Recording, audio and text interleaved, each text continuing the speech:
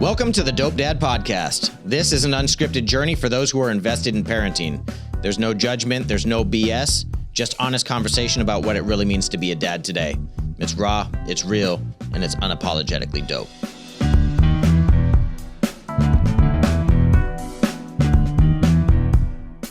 What's up, everybody? Welcome back from Arizona. You're tuned into the Dope Dad Podcast. I'm your host, OJ. Shout out to Podworks Studios, my producer, Bill. Couldn't do it without you, bro. So today's going to be another badass episode. I've got my co-host, my oldest daughter, Keridan. We're tuned back in today, and we've decided we're gonna dive into some relationship stuff, family relationships, friendships, and other relationships. Yeah. Right on. So cool. Thank you again for joining me. Welcome back to the show. I hope you had a good experience last time. I did. It was cool having you. You're a natural, man. Thanks, Dad. You're built I get for it this. from you. Yeah. Oh, okay. All right. Cool. Blessing. So relationships, man. I guess I kind of want to start from the beginning, man. Let's talk about your relationships at home. You've got two sisters, me, mom. How would you define your relationship with your sisters? I think we have the best relationship, at least of kids that I know of. Yeah. Not a lot of people, I think, are very close with their siblings, and my sisters are my best friends. I love hanging out with them and talking to them, talking about them. I'm excited for G to come with me to high school next year. That's exciting. Yes. Carpooling together. Oh, I can't wait. Yeah. I told her to. I was like, you should come hang out with me and my friends. Like, don't worry. Like, I'm not going to let you just be alone. Like, you can totally come and hang out with me. What I think is dope is when your friends show up and come to the house, that they like include her and say what's up to her and make her feel like welcome. And I don't know, that's impactful. It hits, you know what I mean? Mm-hmm. It makes her feel like she's already a participant and already being accepted. Yeah. You know, ages of your sisters? G is 13 and Krishy's 11. We're all technically 3 years apart when G turns, 14, and then her and Krishy are 3 years apart. But I think we have the best age gap because we're not too far away from each other to like be interested into different things. Like Krishy, she's still kind of in her own little world, and me and G are a little bit closer right now just because I think she's starting to get into high school. Mm-hmm. But we're all pretty much interested in the same things. We all find the same things very funny. So I think that because of our age gap between all three of us, we get along a lot better than maybe most kids do, and we all like to hang out with each other a lot more as well. Yeah. I think that I've watched the different cycles of what your interests are and what your sister's interests are and how it like helps you guys team up, right? Yeah. And so for the longest time it was G and Krisha, and you were the one that was independent, and those two were like two peas in a pod. They did everything together. Yeah. And then you were kind of like flying solo, and then it would be you and G, and then Krisha's kind of flying solo, right? Yeah. And as a parent, I try to identify which child is running independent. Yeah. And then I like partner up with them, right? And kind of invite them into spending a little bit more extensive one-on-one time with myself or with mom and stuff like that. So I think there's definitely a lot of like relationship building and I don't know, valuable time being spent when the two kids get to connect and do stuff, and there's been times too where G flies solo and it's you and Krisha that are like hanging out and doing stuff. So that's really cool, man. So one thing that I think is like really, really important for me and mom, and we've talked to you guys about this a lot. I'm like, at some point in your life, there's going to be something that goes down that you're not really going to want to talk to me about, or maybe not feel comfortable talking to mom about. Mm-hmm. And it's imperative that you guys have somebody that loves you and that you trust, that's always going to look out for your absolute best interest, that you can confide in and kind of talk to and bounce ideas off of. And we've always pushed like, take your relationship with your sisters very serious, and always continue to water that and watch it grow and make sure that relationship stays strong, because without me and mom, like all you guys got is each other. Yeah. Right. Until your families continue to expand. So I love the fact that you guys have invested in those relationships and take them serious and spend time. And, I've had to check you guys a couple of times when, there's a back and forth, and I'm like, hey, dude, enough of that shit. Yeah. Like, not in this house. Which hopefully, has been able to diffuse some situations before they manifest into something ugly to where you guys would ever say something like, I hate my sister, which would break me. I hope you guys have never said We've never said that, so don't worry. Dope. So yeah, I mean, that's huge to me, man. The relationships and how they start in the home is ultimately like how we end up carrying relationships into the outside world. You know what I mean? Yeah. How would you like to be viewed by your sisters? What would you hope that they would say about you, like behind your back, if somebody was asking them about you? I mean, I would hope that they'd say good things. I would hope that they'd also say I'm one of their best friends as well, because I definitely consider them like my best friends, and then like my friends outside of family would go like right after them. They're both like in first place, along with Crix's. But Oh yeah, yeah, our dog. Yeah. He's amazing. Yeah. That's huge, man. What would you like them to say about you as far as like qualities or how you make them feel and stuff? I'd hope that I'm like a role model for them, you know? Hopefully my bad decisions can help them make good decisions. I don't think you've had many bad decisions. Yeah. Well, I've made some interesting choices, that's for sure. Part of growing, man. Yeah. I feel that for sure. But hopefully they can learn from my interesting choices, Yeah. and they won't have to make the same mistakes that I did. Coincidentally, if they're anything like us, They're going to. they won't. They got to make they got to make their own bad decisions, and that's how they learn. You know what I mean? They probably will, but hopefully like nothing too bad, you know? Yeah. How do you think you would respond if one of your sisters like started vaping or was interested in drinking or something? I think that I'd be a little bit disappointed. It'd be kind of upsetting too, because I wouldn't want them to change entirely. I've seen how it changes people, like, and it just becomes like the only thing that they want to do. And I would hope that it wouldn't change our relationship and how we interact with each other. But ultimately, like, I hate snitching, but I'd probably tell you guys. I wouldn't know what to do with myself if I didn't say something. Yeah. Yeah, man. That would be a tough situation. I hope it never presents itself, because it's a reality and it's a fear. Yeah. You know what I mean? I can't protect you guys from everything. And I hope that our honest and direct conversations like empower you and make you feel confident in making good judgment, and sound judgment calls when we're not around. But the fact of the matter is, like, sometimes people do stupid shit and try to fit in and blend in, and you got to make some mistakes to learn from them. And that can be challenging. Yeah, I think I've been there before, so I definitely know how it is. Heard. Yeah. Heard. How would you describe your relationship with me and Mom?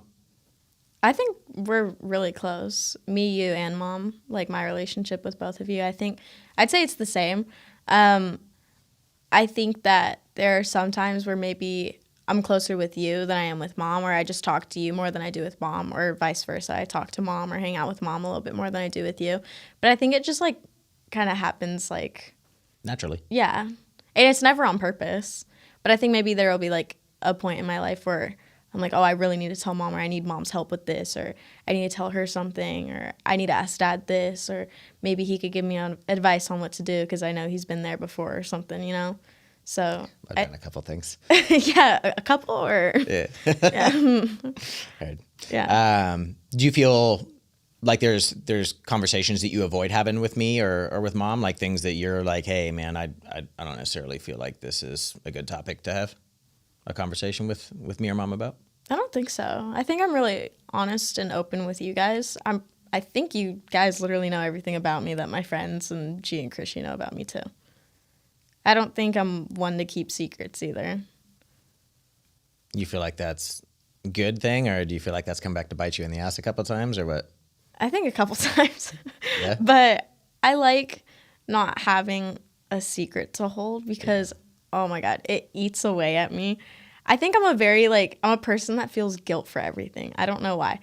But it will literally like haunt me, and I'll be like, oh my God, I have to tell someone. Even if I tell all my friends, I tell my sisters, I'm like, the fact that I'm hiding this from you guys, it kills me. I have to tell everyone, like including you guys. Dude, funny enough, when you wrecked your car, Yeah. and you text me, you said, Dad, I have to tell you something. Immediately, I knew what it was. I'm like, dude, she bumped the car. And I'm like, all right, I'm going to pull up. And I walk up and I like look at the car. I love because you're just like, I have to be honest, otherwise it's gonna eat at me. Like I wouldn't have seen that shit anyways. Well, I know, but I didn't want you to see it first and be like, Keridan, when were you gonna tell me? Like I wanted to tell you first before you saw it. You know what I mean? That makes sense. Because otherwise I would have been like, okay, I was gonna tell you, but I didn't want you to think I was lying, even though I don't lie. But You're very honest. I think I am. I try to be at least. It's a strong quality. Thank you. Don't ever lose it. I'll try not to. There are a lot of dishonest people out there, you know what I mean? Yeah. Or people that'll just tell you what you want to hear and struggle to keep it real. Yeah, dude, I would say that our relationship is considerably stronger, and different than most of the people that I talk about with children. Yeah. Hopefully we can inspire people to be honest and have real conversations. I think one thing that's like real important to me and Mom from the beginning is not to like baby talk you and treat you like kids, not to necessarily like strip you of your childhood or anything, but like I've always talked to you the same way that I'm talking to you now. Yeah. You know, like I always keep it real, and I think that's valuable because I never looked at myself as like I'm just like raising kids. Yeah. Right. Like I'm being a role model and an inspiration for young adults. Like I've always treated you like a young adult because that's how I want you to behave. Yeah. You know, like I see some children behaving in a certain way, you know, when we go out to a restaurant or to a store, and I'm like, bro. Don't be those kids. Yeah. And you guys will like look at me and I'm like, don't say anything. Never. Yeah. Never would I tolerate that type of shit. Yeah. You know? But yeah, it's I think honest and direct is the best way to have a relationship and continue to build a foundation of trust and respect. Yeah. Has always been important to me. And give you the space to grow and make mistakes and not freak out and try to hold you accountable, you know, Yeah. within reason and not make you feel like you're never going to recover from some poor decision making. You know what I mean? Yeah. What have you learned about like friendships? Maybe don't tell everyone everything. But honestly, I give people way too many second chances, even when it's not needed, because I don't like to hold a grudge, or I really like to be friends with people. So if someone does me wrong, we probably won't talk for a little bit. But if they come back around and they've made it clear that they're sorry, I'll be like, oh, okay, yeah, we can hang out again.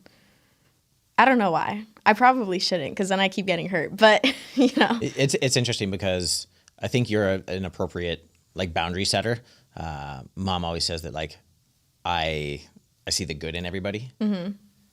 And I always say that she sees the bad in everybody. Mm-hmm. You know what I mean? And yeah. she's normally right too. She like highlights, oh, yeah, I know. highlights crazy shit about people. And I'm like, I didn't see that coming. She's like, I told you like 8 months ago. But I think you're a good balance of both of those. And I think it's important to put trust out there. You know, I told you from the jump, like you got a big heart, man, and you're going to get hurt more than a lot of other people out there. But you're also going to get to experience love in a higher capacity than a lot of people out there who are reserved and don't put their emotions and their feelings out there and stay protected and shield themselves from all the good experiences that they could have. Because not everybody's going to do you dirty. Yeah. And the fact of the matter is, like, people are going to take advantage of you, but not everybody. Yeah. You know, not everybody. You got good friendships, people that you have been friends with for an extended amount of time? Yeah. Yeah? Yeah. Tell me about those. Well, my best friend. We've been best friends since 7th grade. And it's funny because the way that we became best friends, it's like, it's so embarrassing. Do tell. Basically, we were at Target one time hanging out with our other friend. We were in a friend group, right? And the friend group was kind of weird, I'm not going to lie, but we had a lot of good, fun memories. We were at Target one time, and one of our friends went inside, so it was just me and, you know, this other girl. And we're like sitting there and it was so awkward. I didn't know what to say, but I really had to use the bathroom too. And I farted. And we both started laughing like so hard. Oh my God, we were literally in tears. I remember that. And my other friend Hell of an icebreaker. Oh yeah, I know. And literally since then we've been best friends because of that moment. Because of me farting, we became best friends because of it. She was like, oh yeah, this girl's fine. We can be friends. Honest and real. Yeah. Right? So. Where's she from? Originally Syria, and then she moved to Egypt, and then she went to Florida for a little bit, and then she went to Texas, and now she's back in Arizona. So Damn. yeah, she's moved a lot. Oh yeah. But what do you think? What do you think has like continued to strengthen your relationship? And because you guys no longer go to the same school, but you still speak often. oh yeah, all the time. What do you She's think's- my best friend. What do you think's continuing to push that relationship? Um, I think that we still involve each other in each other's lives and everything, and we definitely show that we still need each other as well. We also, me and her, we kind of don't branch out with a lot of people. I know I have a lot of friends, but she's very reserved.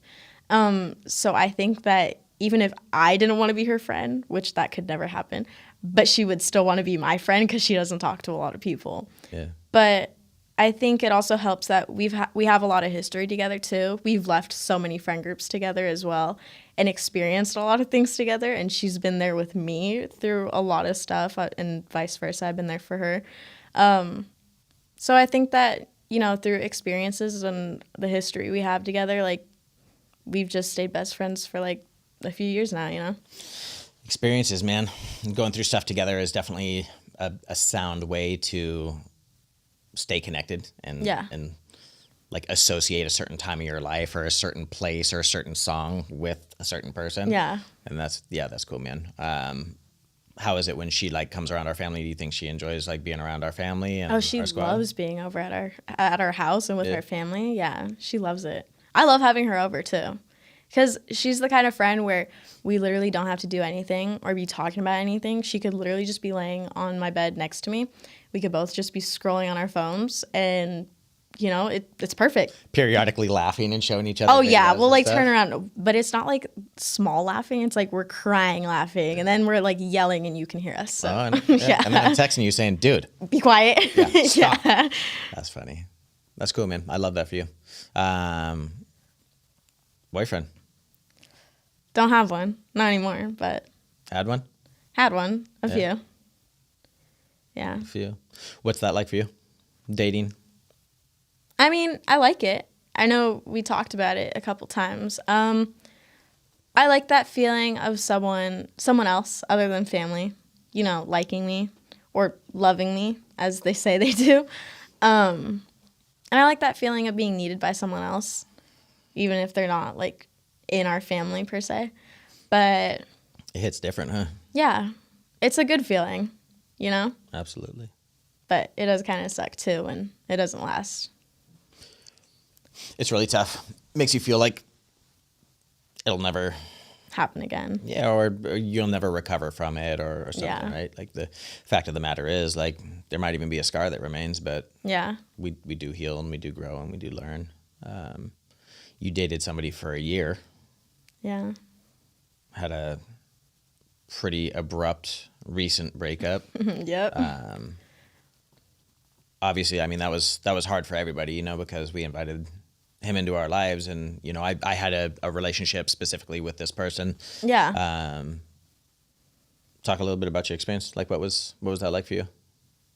I mean, it was great at the beginning because we were best friends too since 7th grade, and it didn't really feel like awkward or any different, just because like we already knew each other so well.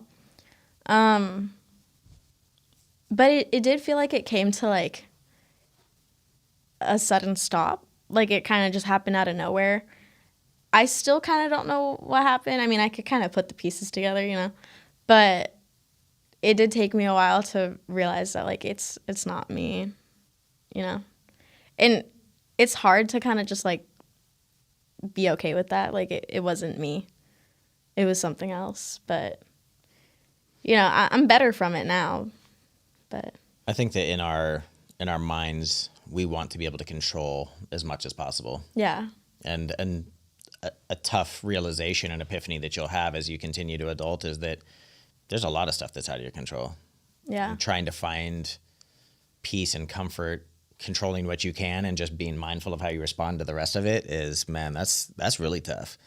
As a bystander watching you, like my firstborn daughter, watching someone break up with you and you having a broken heart was arguably one of the hardest things I've ever had to deal with in my life. No bullshit. Like, I'm 44 and I went through so many emotions of like highs and lows. That kid made me experience emotions that I didn't even know that I had. Yeah. Like, for real, at 44 years old, I'm like, dude, I've never felt this like element of betrayal Yeah. and disappointment ever. And I was so furious. Like, part of me was like, go back to my default mode of like anger and rage. Yeah. But the fact of the matter is, I cared about you through that situation. I just wanted to make sure that you were okay. Yeah. And make sure that you had the support that you needed to try to start your healing process. Yeah. And immediately, man, I wanted to start like talking shit and dogging on him and saying all sorts of like negative, hurtful things. But the fact of the matter is, like, I didn't feel that way. You know what I mean? Like, I don't want to say a bunch of dishonest stuff and be reactive to the situation, because quite frankly, like, you still cared for this person. Mm-hmm. Like, how's that going to reflect on me if I sit here and like start shit talking this kid and dragging him through the mud? You know, and one day I'm telling you, oh yeah, dude, I love this kid. He's awesome. Like, dude, he went on vacations with us. He was like with us all the time. He like, we invited him into our family. And then all of a sudden, like, out of nowhere, I'm like, oh, I hate him. I never liked him. Yeah. Right? Like, now you're going to be like, well, why'd you tell me that you like him? Now it ruins and chips away at my credibility. Yeah. Right? Like, now it drives a barrier between you and I, where maybe it's like impeding on your ability to trust me and thinking, hey man, maybe just because he says he likes this dude, like, he's not being honest. He's just telling me what I want to hear. Yeah. You know? So, and also, dude, I've been that kid. You know what I'm saying? Like, I was a 16, 17-year-old boy before, and I made stupid decisions, and I probably hurt people. And so that's like, it's an interesting dynamic, like being an adult with a young lady and watching what happens from the other perspective when a guy makes some dipshit moves and how it affects other people, right? Like, I was careless and oblivious to how I affected other people, but now I'm certainly starting to well understand. aware. Yeah, well, starting to understand. You know? Yeah. And it's hard, man. It's heartbreaking, because honestly, like, a broken heart or struggling with emotion, the only thing that cures that is time. Yeah. You know?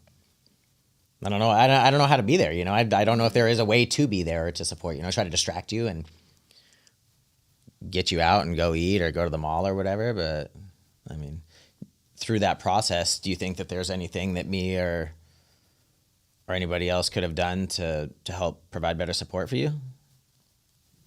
I don't think so. You guys were, like, everyone was there for me. Like, immediately after it happened, everyone was there for me.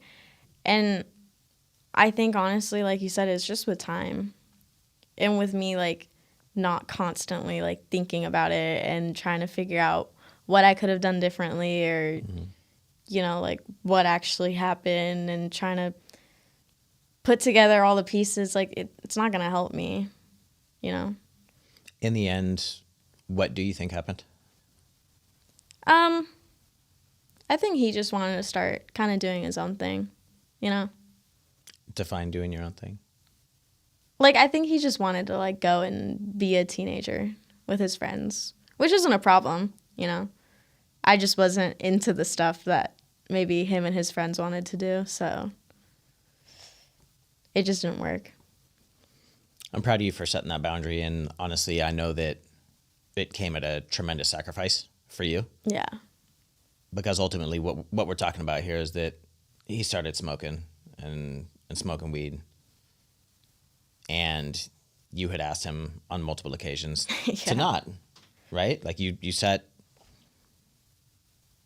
I mean, you set a barrier, you know, and you were like, yo, this is a boundary for me. You're being dishonest. You're doing this stuff that's not okay with me. I'm asking you to stop. He didn't, and he didn't want to, and so he said, hey, I'm done. Yeah. And that was a sacrifice for you, man. Like, you literally sacrificed your relationship because you weren't willing to move your own morals and values and the boundary that you set. I think later on in life, you'll realize what a powerful play that was. And I know that it broke you for a short amount of time. Yeah. I know that you're way better off now that you're healing. And I think you immediately saw a difference between being in a relationship with this person and having the freedom to kind of move your own ways. Because you started moving in a way that you don't move, man. Like you don't do that shit. Yeah. So I think that you immediately started to see the benefits from not being in a relationship with somebody who didn't respect your boundaries and wasn't willing to be a partner to you. Yeah. You know, relationships in the future. Oh, probably. Probably. I seem to, forget about it. And then I'll be like, oh, hey. Yep. Yeah. That makes sense. What have you learned from your relationship that's important to you that you'll carry into a new relationship? I think honesty, I feel like. That you expect more or that you'll give more? I think I'm a very honest person in relationships, regardless who that's with. But I hope that I find someone who's just as honest with me and who also trusts me.